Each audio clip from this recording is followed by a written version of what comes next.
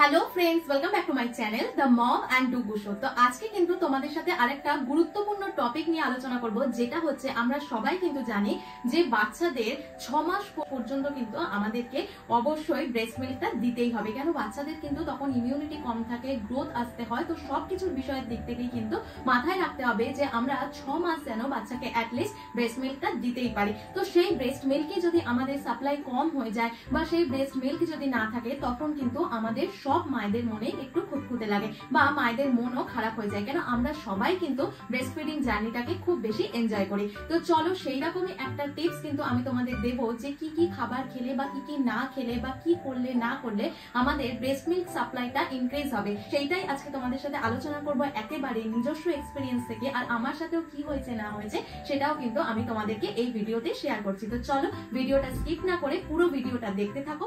যদি আমার চ্যানেলটিকে এখনো সাবস্ক্রাইব না করে থাকো তো এক্ষুনি সাবস্ক্রাইব করে নাও, আর ভিডিওটি ভালো লাগলে অবশ্যই একটা লাইক, কমেন্ট আর শেয়ার করে দিও। তো চলো ভিডিওর মূল পর্যায়ে আসা যাক। তো আমি ডেলিভারি হয়ে যাওয়ার পরে যখন গুগুকে নিয়ে বাড়িতে আসি তখন কিন্তু সব ঠিকঠাক মতোই চলছিল। হঠাৎ আমার ডেলিভারির পরেও কিন্তু অনেকের হয় যে ডেলিভারির সময় মানে ডেলিভারি হয়ে যাওয়ার পরে কিন্তু মিল্ক আসে না, অ্যাটলিস্ট 24 ঘন্টা বা 48 ঘন্টা পরে কিন্তু তাদের মিল্কটা আসে। কিন্তু আমার সেরকম কোনো প্রবলেম হয়নি। আরফ হওয়ার পরেই কিন্তু যেহেতু আমার মিল্ক এসেছিল, তো সেই জন্য আমি সেরকম বিষয়টা নিয়ে কোনো চিন্তা করছিলাম না। হঠাৎ 2-2.5 মাস যাওয়ার পর থেকে আমি দেখলাম যে আমার মিল্ক প্রোডাকশন অনেকটা কম হতে লাগলো। তখন কিন্তু ফার্স্টে আমি ওর যে চাইল্ড স্পেশালিস্ট পেডিয়াট্রিক তাকে দেখালাম, আর আমার যে গাইনোলজিস্ট ছিলেন তাকেও দেখানোতে কিন্তু তারা আমাকে একটা ওষুধ সাজেস্ট করেছিলেন, যে ওষুধটা কিন্তু আমার কাছে মানে খুব কার্যকরী হয়েছিল। আর ওই ওষুধটা আমাকে খুব বেশি দিন খেতেও হয়নি, কেন কি মানে ওই ওষুধটার সাথে আমি ঘরোয়া কিছু জিনিস কিন্তু খুব নিয়ম মাফিক খাচ্ছিলাম। তো এই কারণে কিন্তু আমার প্রায় মানে একদম খুব তাড়াতাড়ি বলতে পারো তোমরা প্রায় 15-16 দিনের মধ্যেই কিন্তু আবার আমার প্রোডাকশন লেভেলটা ঠিক হয়ে গেছিল। তো চলো সেই জিনিসগুলো বলছি, যে জিনিসগুলো তোমরা ডেলি খেলে পরে তোমাদেরও মিল্ক সাপ্লাই খুব ভালো মতো হবে। তো চলো বলতে থাকি। আমার ফার্স্ট পয়েন্ট যেটা হচ্ছে সেটা হলো কিউমিন। আমরা সবাই কিন্তু বাড়িতে জিরের নামটা শুনেই থাকি। এই জিরে কিন্তু তোমরা ডেলি ধরো রাত্রের বেলা জিরেটাকে ভিজিয়ে রেখে সেই জিরে ভেজানো যে জল সেটা খেতে পারো। তা না হলে জিরেকে ড্রাই রোস্ট করে সেটার একটা পাউডার বানিয়ে ডেলি ধরো ওই জিরের পাউডারটা 1 চামচ করে একটু সামান্য মানে 1 কাপ গরম দুধেতে যদি ওই 1 চামচ জিরের পাউডারটা তোমরা খাও, সেক্ষেত্রে কিন্তু মিল্ক সাপ্লাই অনেকটাই বেড়ে যায়। বা যে কোনো রান্নায় কিন্তু তোমরা যে অর্গানিক জিরে মানে জিরে গুঁড়োর জিরেটা নয়, যে গোটা জিরেকে তোমরা পেস্ট করেও কিন্তু যে কোনো রান্নার সাহায্যে খেতে পারো। যে কোনো ফর্মে কিন্তু জিরে খেলে পরে ব্রেস্ট মিল্ক সাপ্লাই অনেকটাই বেড়ে যায়। নেক্সট বলবো হচ্ছে আজওয়ান। আজওয়ানেরও কিন্তু ব্রেস্ট মিল্ক সাপ্লাইয়ের ক্ষেত্রে গুরুত্বপূর্ণ ভূমিকা আছে। আজওয়ান ওয়াটার বা তোমরা আজওয়ানকে শুধু চিবিয়ে খেতে পারো, এতে কিন্তু গ্যাসও হবে না। কেন অনেক সময় কিন্তু গ্যাসি যে ফুড আমরা যদি খাই তো সেই মিল্ক যখন বাচ্চা খাবে সেক্ষেত্রে কিন্তু বাচ্চারও অনেক সময় কলিক পেনের প্রবলেম হয়। তো এই কারণে আজওয়ানটা কিন্তু গ্যাসকে মানে খাবার হজম করতে যেমন সাহায্য করবে, তেমনি কিন্তু মিল্ক সাপ্লাইকে ইনক্রিজ করতেও অনেকটা সাহায্য। নেক্সট বলবো ক্যারট। গাজর কিন্তু মানে ব্রেস্ট মিল্ক সাপ্লাইয়ের ক্ষেত্রে খুব গুরুত্বপূর্ণ ভূমিকা পালন করে। কেন গাজরের মধ্যে যে ভিটামিন এ থাকে, গাজর কিন্তু একটা রিচ ভিটামিন এ সমৃদ্ধ খাবার। তো এই ভিটামিন এ কিন্তু প্রোল্যাকটিন হরমোনের নিঃসরণের ক্ষেত্রে অনেকটাই সাহায্য করে। আর এই প্রোল্যাকটিন হরমোন যতটা নিঃসরণ হবে ততটাই কিন্তু বুকের দুধের মাত্রা বৃদ্ধি পাবে। তো সেক্ষেত্রে কিন্তু তোমরা গাজর অবশ্যই খেতে পারো। সেটা তোমরা র গাজরকে চিউ করে খেতে পারো বা ক্যারট জুস বানিয়ে খেতে পারো। ডেলি সকালবেলা কিন্তু তোমরা ব্রেকফাস্টের পরে গাজরটাকে জুস বানিয়ে অবশ্যই খেতে পারো। বলবো মুসুর ডাল। মুসুর ডালের মধ্যে কিন্তু প্রচুর পরিমাণে প্রোটিন আর আয়রন থাকে, যেটা কিন্তু মিল্ক সাপ্লাইকে ইনক্রিজ করে। কেন মুসুর ডালের মধ্যে কিন্তু রয়েছে গ্যালাক্টোগজ। যেই গ্যালাক্টোগজ কিন্তু আমাদেরকে ডক্টর যেসব ল্যাকটোনিক গ্র্যানুয়েলস দেয় বা ল্যাকটেশনের জন্য যে মেডিসিন দেয় তার মধ্যে কিন্তু এই গ্যালাক্টোজোস উপাদানটা থাকে। এই কারণে কিন্তু মুসুর ডালকে যদি আমরা সেদ্ধ করে খাই তো সেই ক্ষেত্রে কিন্তু আমাদের মিল্ক সাপ্লাই অনেকটাই বেশি বেড়ে যায়। নেক্সট বলবো মেথি। মেথি ভেজানো জল কিন্তু আমাদের মিল্ক সাপ্লাইকে বাড়িয়ে তোলে। আর এই মেথি ভেজানো জল কিন্তু আমি নিয়মিত খেতাম। মেথির যে বীজ আছে, এই মেথিকে তোমরা যদি সারা রাত জলে ভিজিয়ে রাখো আর সকালবেলা খালি পেটে যদি ওই জলটা খেয়ে নাও তো তোমরা নিজেরাই দেখবে যদি সাপ্লাই কম থাকে, যদি প্রোডাকশন কম হয়, সেক্ষেত্রে কিন্তু ব্রেস্ট মিল্ক সাপ্লাই অনেকটাই বেড়ে যায়। এই প্রত্যেকটা যে হোম রেমেডিস বা ফুড তোমাদের বলছি, এইগুলো যে সবার ক্ষেত্রেই কাজে দেবে তার কোনো ব্যাপার নেই। কেন আমার ক্ষেত্রে কাজে দিয়েছে। এবার অনেকের শরীরের হরমোনের ওপরেও কিন্তু নির্ভর করে যে তোমার ব্রেস্ট মিল্ক সাপ্লাই কেমন হবে। সেক্ষেত্রে কিন্তু তোমাদের অবশ্যই কোনো ল্যাকটেশন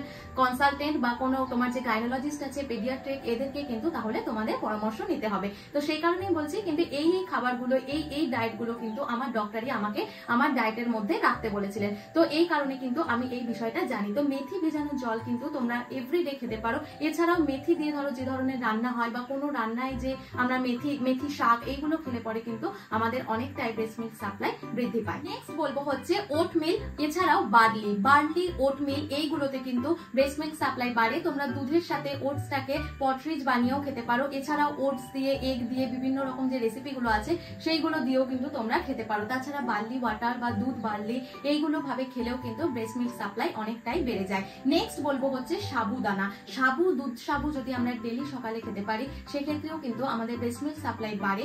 সাবুর মধ্যে আছে প্রচুর পরিমাণে আয়রন এবং ক্যালসিয়াম, যেটা কিন্তু একটা ল্যাকটেটিং মাদারের ক্ষেত্রে খুবই গুরুত্বপূর্ণ।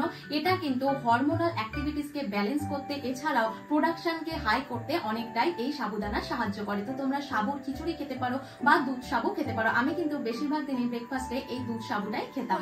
কাবলি ছোলা, যেটাকে আমরা চিকপি বলি, চিকপি কিন্তু একটা প্রোটিন সমৃদ্ধ খাবার।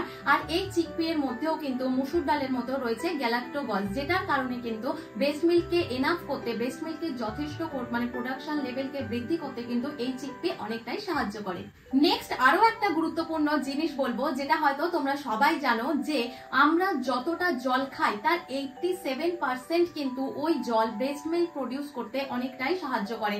তাই একটা ল্যাকটেটিং মাদারকে, যে মাদার নার্সিং, যে মাদার বাচ্চাকে দুধ খাওয়াচ্ছে, তাকে কিন্তু অবশ্যই 10 থেকে 12 গ্লাস জল কিন্তু খেতে হবে। কেন? এই জল থেকেই কিন্তু ব্রেস্ট মিল্কটা তৈরি হচ্ছে। তো এই কারণে কিন্তু আমাদেরকে যখন ধরো ব্রেস্ট মিল্ক খাওয়াবো তার আগে বা পরে দেখবে অনেক সময় ডক্টর বলে কিন্তু জল খেয়ে তারপরে ব্রেস্ট ফিডিং করাতে। তাই তোমরা যখনই ব্রেস্ট ফিডিং করাবে তখন অবশ্যই ব্রেস্ট ফিডিং করানোর ধরো 15 মিনিটস আগে তোমরা 1 গ্লাস জল খেয়ে নেবে, আবার ব্রেস্ট ফিডিং করানোর পরে কিন্তু জল খেয়ে নেবে। এতে কিন্তু তোমার শরীরও ডিহাইড্রেট হবে না, হাইড্রেট থাকবে। আর তোমার শরীর হাইড্রেট থাকলে ব্রেস্ট মিল্ক সাপ্লাই ঠিক হবে, আর তোমার শিশুও কিন্তু একেবারে সুস্থ থাকবে। এইসব খাবারের পাশাপাশি আরো দুটো জিনিস আমাদের মাথায় রাখতে হবে, যে শিশুকে কিন্তু অতিরিক্ত পরিমাণে দুধ খাওয়াতে হবে। কেন? শিশু যত বেশি দুধ খাবে তত কিন্তু প্রোল্যাকটিন হরমোন নিঃসৃত হবে, আর এই হরমোন নিঃসরণের ফলে কিন্তু বুকের দুধের মাত্রা বাড়বে। তাই তোমরা শিশুকে অবশ্যই কিন্তু অনেকটা পরিমাণে বুকের দুধ টানতে হবে, বা যদি ওয়ার্কিং মম হও সেক্ষেত্রে কিন্তু পাম্প করলেও সেম ফলই তোমরা পাবে। তো পাম্প করে দুধ বের করলেও কিন্তু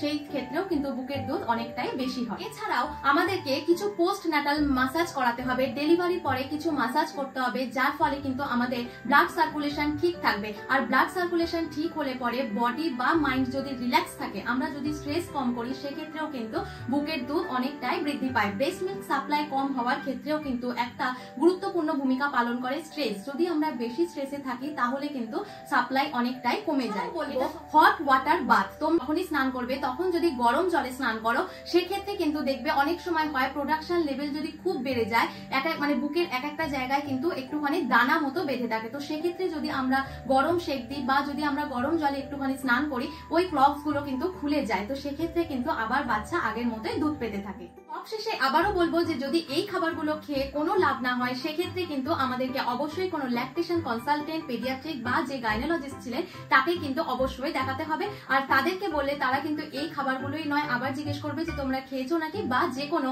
ল্যাকটোনিক গ্র্যানুয়েলস দেবে।